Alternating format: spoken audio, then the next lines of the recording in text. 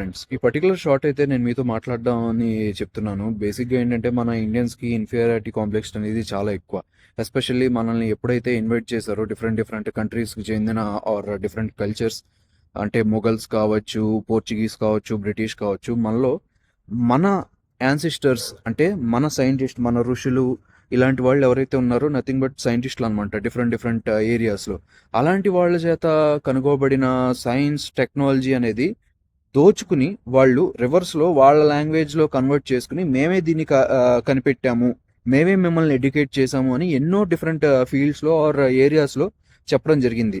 Best examples మీకు చాలా ఉన్నాయి. అవన్నీ మీరు కావాలంటే గూగుల్ చేసుకోవచ్చు. సైన్స్లో ఉంది, స్పేస్లో ఉంది, ఓకే, సర్జరీ అంటే హెల్త్ కేర్ పరంగా ఉంది, యాజ్ వెల్ యాజ్ ఏమంటారు ఆర్మ్స్లో ఉంది, ఓకే, మెటలర్జీలో ఉంది, సో ఆన్.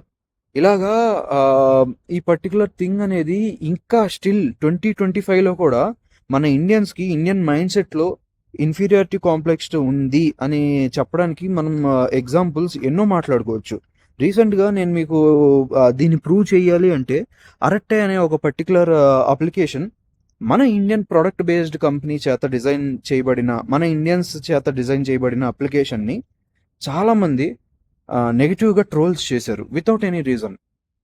ఎందుకంటే ఈ అరట్టైలో సెక్యూరిటీ లేదని, అరట్టైలో సేఫ్టీ లేదని, ఓకే, అండ్ సో ఆన్ చాలా డిఫరెంట్ ఫేక్ న్యూస్ని ఫాలో అయిపోయి ఆర్ ఫేక్ న్యూస్ని గుడ్డిగా నమ్మేసి మన అప్లికేషన్ని సాంబార్ గాళ్ళ యాప్, తమిళనాడు వాళ్ళ యాప్ అని చెప్పి తీసి పడేశారు. అలాగా ఎవరైతే యూనో ఖాళీగా ఉంటారో ఆర్ ఎవరైతే ఒకళ్ళ మీద డిపెండ్ అయ్యి ఉంటారో అలాంటి వాళ్ళు ఇటువంటి కామెంట్స్ చేస్తారని నా ఒపీనియన్. ఎందుకంటే ఒక పర్టికులర్ పర్సన్ అనేవాడు కష్టపడి ఏ జాబ్ చేస్తున్నా కష్టపడి ₹1 సంపాదిస్తున్నాడు అంటే వాడు ఇటువంటి కామెంట్స్ చేయడని నా ఒపీనియన్. ఎందుకంటే ఒక కంపెనీ పెట్టి ఆ కంపెనీని లాసులు లేకుండా ఆర్ లాసులు వస్తున్నా దాన్ని స్టాండర్డైజ్ చేసి ప్రాఫిట్స్కి తేవడం చాలా చాలా ఇంపాసిబుల్ టాస్క్ అని చెప్పుకోవాలి, ఎస్పెషల్లీ ఇండియా లాంటి కంట్రీలో. ఎందుకంటే హ్యూజ్ కాంపిటీషన్ ఉంటుంది, యాజ్ వెల్ యాజ్ మంది చాలా ప్రైస్ సెన్సిటివ్ మార్కెట్ అని చెప్పుకోవచ్చు. ఓకే, సో ఇక్కడ మనం ఎంత ది బెస్ట్ ఫీచర్స్ ఆఫర్ చేస్తున్నా ప్రైస్ అనేది తక్కువ లేకపోతే ఆర్ ఎఫోర్డబుల్గా లేకపోతే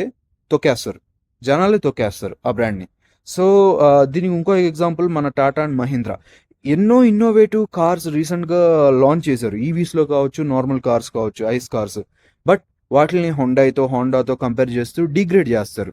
డిగ్రేడ్ చేయాలి, క్రిటిసైజ్ చేయాలి ఎప్పుడు జెన్యున్గా ప్రాబ్లం ఉన్నప్పుడు. మీరు చెప్పండి సర్వీస్ బాగాలేదు లేకపోతే లగ్జరీగా ఉండాలని చెప్పండి, బట్ వేరే కంపెనీ బ్రాండ్స్తో కంపేర్ చేస్తూ అయితే తక్కువ చేయొద్దు. ఓకేనా?